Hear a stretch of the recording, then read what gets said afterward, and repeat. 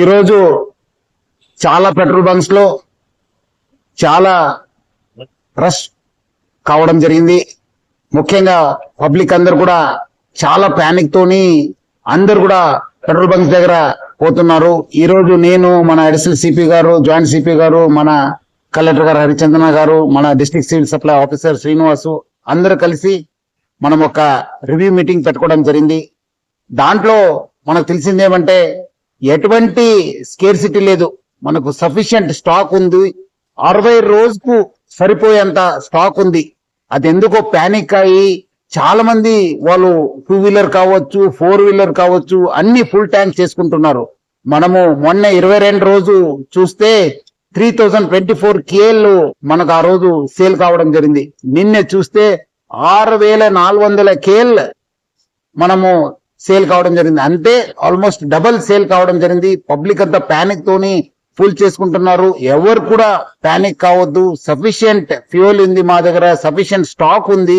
Panic తో వచ్చి అన్ని దగ్గర లైన్ కడుతున్నారు, చాలా వాల్ టైం కూడా వేస్ట్ చేస్తున్నారు. ఒక ప్యానిక్ సిచ్యువేషన్ క్రియేట్ చేయడం జరుగుతుంది.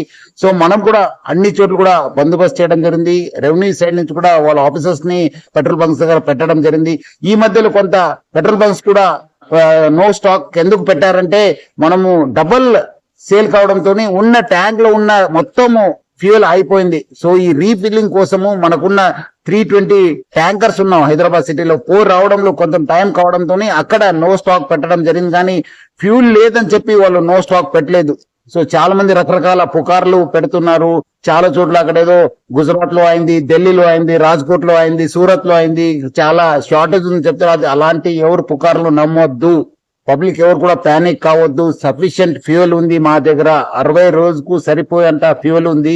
మనం చాలా డీటెయిల్ గా రివ్యూ చేయడం జరిగింది. సో పబ్లిక్ ఎవరు కూడా ప్యానిక్ అయ్యి పెట్రోల్ బంక్స్ దగ్గర చేరొద్దు. మీకు సఫిషియంట్ స్టాక్ ఉంటుంది. ఎవరు కూడా ఫుల్ ట్యాంక్ చేసుకుని మళ్ళీ అనవసరం కూడా ఇబ్బంది పడొద్దని చెప్పి నేను మరీ కోరుతున్నాను.